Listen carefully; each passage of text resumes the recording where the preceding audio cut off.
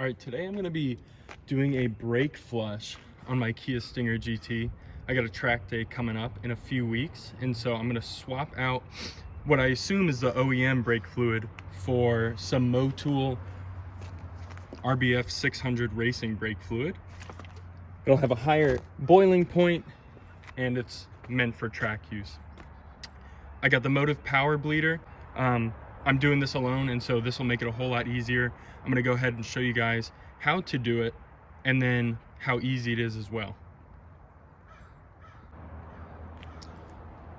So I got the Motul power bleeder, and when you get this, you have to get the correct adapter for your car.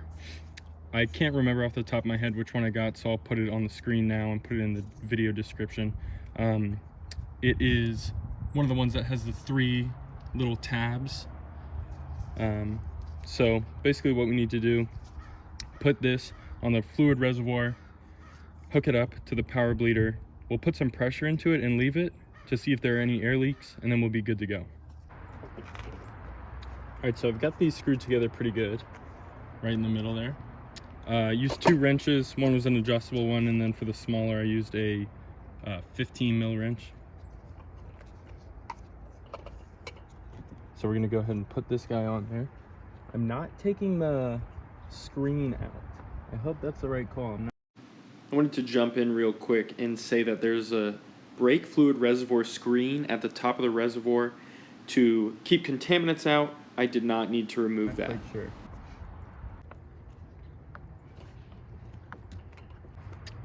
So this is on the brake reservoir. We'll pump this up with nothing in it to 15 psi, leave it for about 5 minutes, come back, see if the pressure has changed at all to make sure there are no leaks in the system. And there's a leak.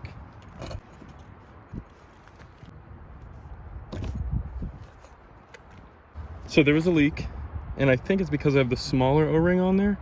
So I'm gonna go put the bigger O-ring on, come back and see how that does. Okay, so I took off the little vanity cover that was right there. I put on the thicker O-ring on the lid, got it on there, and pumped it up. It seems to be holding pressure.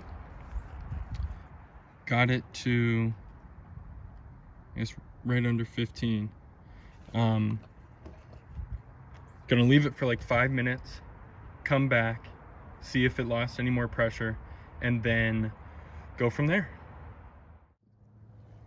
All right, so it's been about 5 minutes, and it looks like nothing has come out. Maybe 1 psi in 5 minutes. I hope that is not an issue.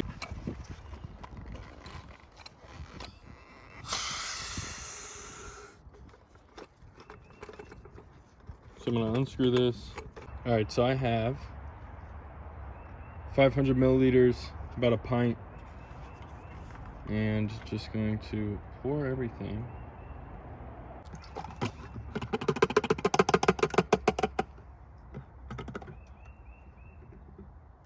Okay.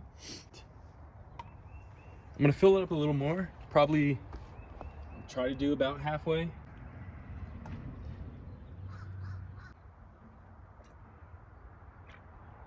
Probably not the best place to do this, right on the engine. Screw this back on. Now we are going to pump it back up to 15 psi, and then we'll move to the caliper. Hopefully this doesn't spray everywhere. We'll try to move some of this over here, just in case it does spill everywhere. All right, here we go. All right, we are at 15, right there.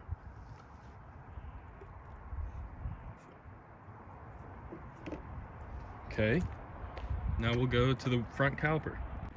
So the order in which you do it is a little bit different on the Stinger GT with Brembo brakes. You want to do front right, front left, back right, back left, I'm pretty sure. I'll double check.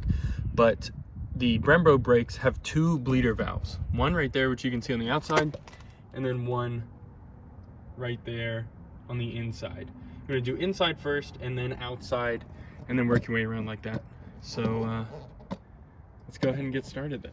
Okay, so I did the front passenger side caliper just to make sure I'm doing everything correctly. And now we are on the driver's side. Again, the order for the Kia Stinger with Brembo brakes is front right, front left, rear right, rear left. You want to do the inner bleeder valve and then the outer. So here we go. So I didn't realize that this camera angle is perhaps the worst camera angle possible, but I am taking the caps off the bleeder valves and then putting the little plastic tube on so that I can start draining the brake fluid and it'll be caught in the collector.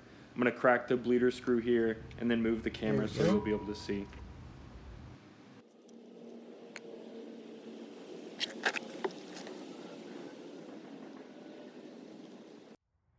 Now we just kind of wait until we get a distinct change of color.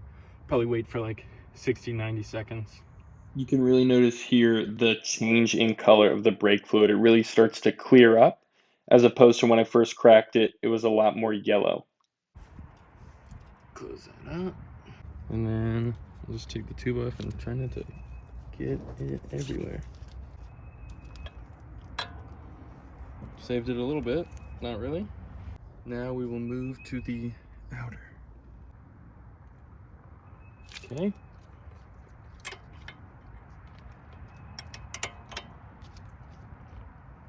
Crack it. There we go. Oh, that one is dirty as hell. Damn. So I was talking about the change in color earlier, but it's even more apparent on this outside bleeder valve. You can really tell how yellow it was and then how quickly it gets clear. Looks clean now. Hopefully you can see that. Yeah, doing maintenance on your own car is fun to learn new things, for me at least, but it also just gives you that peace of mind, like, okay, taking all the necessary precautions, doing everything, and if someone fucks it up, it's on me. And if I fuck it up to a severe extent, then I'll take it somewhere else. Okay, that's probably good. All right, so now we're at the right rear brake setup. The inside bleeder screw is right here, pointing towards the middle of the vehicle, and then the outer one is right here, pointing upwards. Put the wrench on there.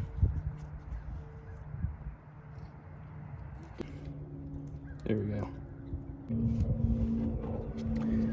You can see the iBox sway bar in there, the Megan Racing camber arm.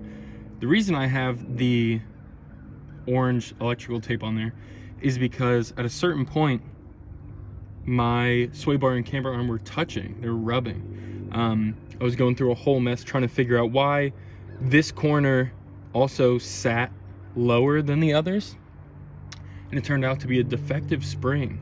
So I got with iBox, these are iBox springs, got with iBox, they sent me out a new set of rear springs and got them installed, put the tape around to see if it was still rubbing, and all was solved.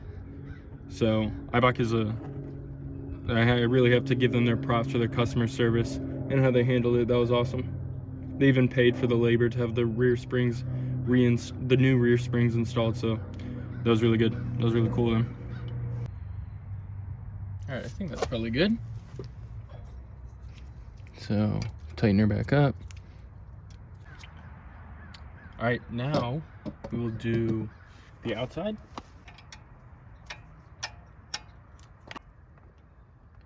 Put that on there.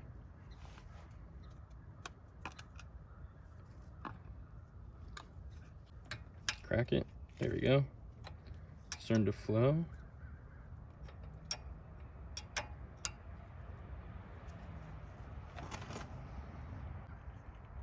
All right. Let's say that about does it.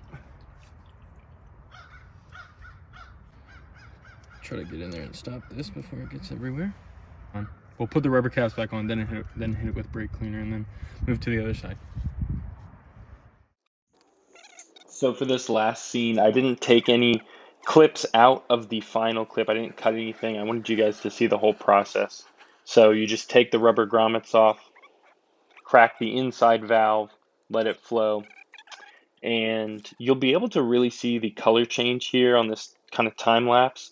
It starts off pretty yellow, and then right around here you can start to see it clear up a lot more. Once you're done with the inside valve, you go to the outside valve. That's with all of the Brembo calipers on the Kia Stinger. But this really was a simple job with that motive power bleeder. It made it a whole lot easier. And so if you're ever doing this by yourself, definitely recommend scooping that up and trying it out. Appreciate you guys watching. Hopefully this helped. Hopefully you learned something, and hopefully it gave you some inspiration to go work on your car by yourself. Feel free to check out my other videos, and I will catch you in the next one.